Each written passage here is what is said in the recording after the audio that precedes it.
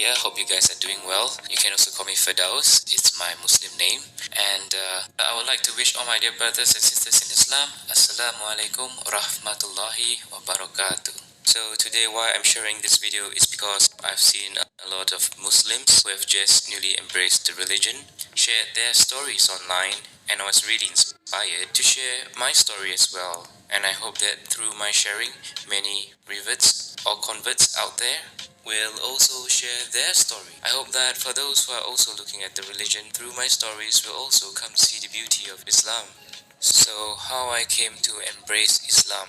I was baptized when I was a little boy. My parents brought me to church, and I've been going to church till I was 20 years old. At that point in time, I felt that that was the path until I went to Australia and I started studying about philosophy, and I started to question a lot of things about life, the meaning of life, why we're here. It basically got me to look deeper into myself and to understand why did I choose to follow Christianity at point of time.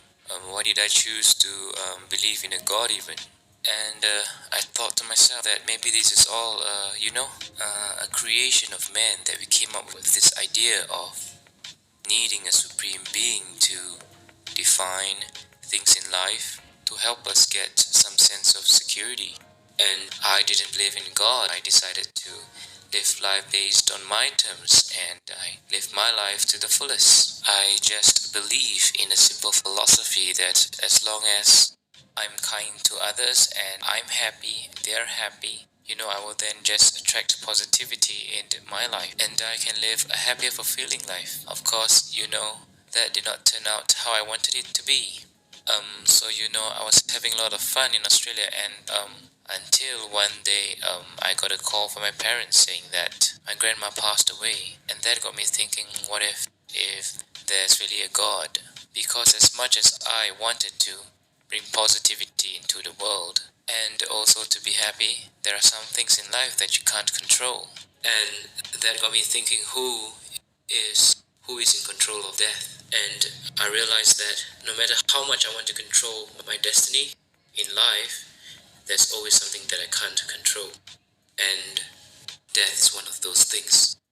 And I was really sad because my grandma was really special to me, and I was like thinking, why did God take her away from me? Why wasn't I given a chance to say goodbye? I was all the way in Australia, and I had to fly all the way back for the funeral. So that got me thinking, that there has to be someone more powerful than death. And that is where I started to think there's a God.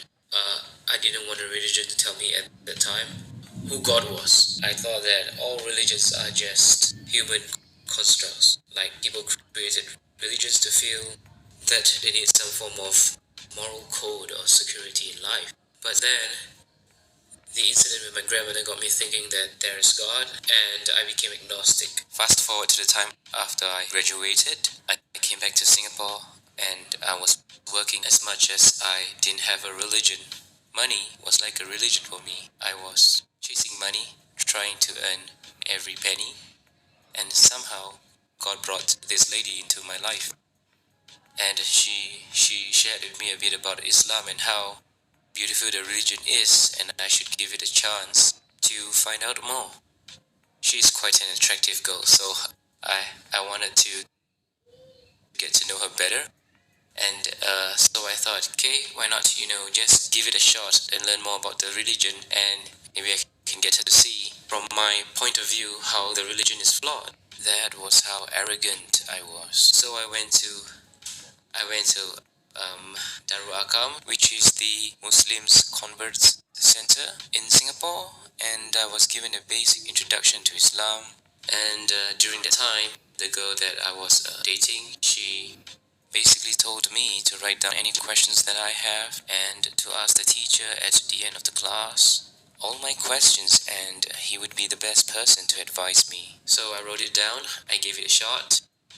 At that time, the teacher was Ustad Saiful Rahman. He was very logical, he was rational, he gave me really logical reasons. I was expecting something else. I was expecting something like just believe, close your eyes and believe and have faith, something like that. But it wasn't like that. It this really made sense to me. But I didn't want to immediately embrace Islam. There's a lot of changes that I had to make, like lifestyle. I had to fast during the month of Ramadan. I have to only eat food that is halal. And I asked myself I should just do more of my research and find out more. So I went for more classes and asked more questions. Before I began my journey to discover more about Islam, I told this girl that I was dating that if this does not turn out well, I hope we still can be friends. But I will let you know as soon as possible. I don't want to keep you waiting for me. And I hope that, you'll understand if I don't think the religion suits me. So she said, yeah, she totally understands. But she said I should give my 100% to go find out more about the religion, to ask all my questions, to come with a humble heart, and to truly want to find out about the meaning of life, truth. And I think, yeah, that is what I've been searching for my whole life. I wanted to know what is the meaning of life, why we're here, the purpose and everything. So then the month of Ramadan came. It's the fasting month for the Muslims. And I thought, okay, since if I ever want to know this lifestyle is going to suit me, I should really give fasting a shot. Maybe if I give up halfway, and then that's it, I won't waste time and just tell her we should go our own way, but we can be friends. So I tried to fast, and surprisingly, I did the whole 30 days of fasting. And somewhere nearing the end of Ramadan, I had a dream. This is really actually the turning point. I dreamt that I was walking towards someone who seated in the middle of the living room along a hallway. I was walking towards him, and he was sitting there patiently smiling. He had this radiant light. I could tell that, he's just a person and a kind soul. And he was just smiling at me directly, and he said, "Brother, when are you going to be part of the family?" And I woke up. Initially I thought, there's been studying too much about the religion, I might be getting my head too far in that it's probably acting out in my dreams. But on the same day I had a friend call me out for dinner. His name is Ibrahim, and that's when I had dinner with him, and he said, "Hey, I heard that you've been going to that Muslim convert center, studying about the religion and understanding about Islam. So when are you planning to be a Muslim, brother?" So I thought this must be a coincidence, Just when I had a dream and my friend asked me out for dinner and he asked me the same question, I was still quite stubborn, thinking that this is just pure coincidence. And I went on with my daily life, but the same dream happened again. And this time I remember the exact day and time. It was a Saturday morning around 9:30. I had the same dream and I woke up. And I said to myself, no, this can't be happening again, it must be something. Or someone is telling me something. And I decided at that point of time to test God. I said a prayer before I started to ask for directions in life, So I sat down, I just closed my eyes, I put my hands together like this and said, "Dear God, I know you exist and you're the most powerful, and you can make anything possible. Because I truly and fully believe in your supremacy and power, you can most certainly show me the way in life and the truth. And I seek your infinite wisdom and power to show me the way. Please, with all my heart, I sincerely seek your help in this. Please, let me know if, is Islam truly the religion for me? Or should I just go back to being who I was?" I said, "I'm going to test you. Unfortunately, I'm going to take a Bible and a Quran and put it beside me. I'm going to randomly flip those pages 3 times. And the first thing that I see, it has to be crystal clear, a message for me, saying to me, this is the truth, this is the way, this is who you should follow. It has to be that simple. So I'm going to start with the Bible because that's where I started. I was baptized, so I'm going to start with the Bible. So I picked up the Bible and I randomly just flipped the page. It wasn't the first page, it was somewhere in between. And it just did not tell me a very clear picture. I had to decipher and to read everything in between and come to a conclusion and all.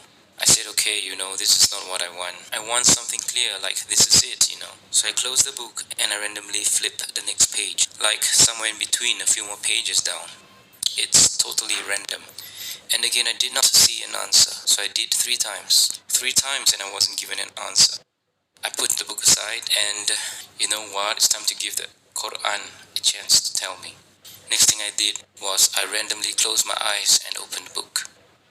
And the first thing I saw was this verse from Surah Al-Hajj, verse 54. أعوذ بالله من الشيطان الرجيم بسم الله الرحمن الرحيم وليعلم الذين أوتوا العلم أنه الحق من ربك فيؤمنوا به فتخبت له قلوبهم وإن الله لهادي الذين آمنوا إلى صراط مستقيم. So basically it says, and so those who were given knowledge may know that it is the truth from your Lord, and therefore believe in it, and their hearts humbly submit to it. And indeed is Allah, the guide of those who have believed to a straight path. I thought maybe it's just still a coincidence, I was kind of like in a state of denial. And so I closed the book and I randomly open up another page of the book, and it's totally from another chapter altogether. My eyes set on the next verse, and in Surah, which is chapter 41 and verse 53.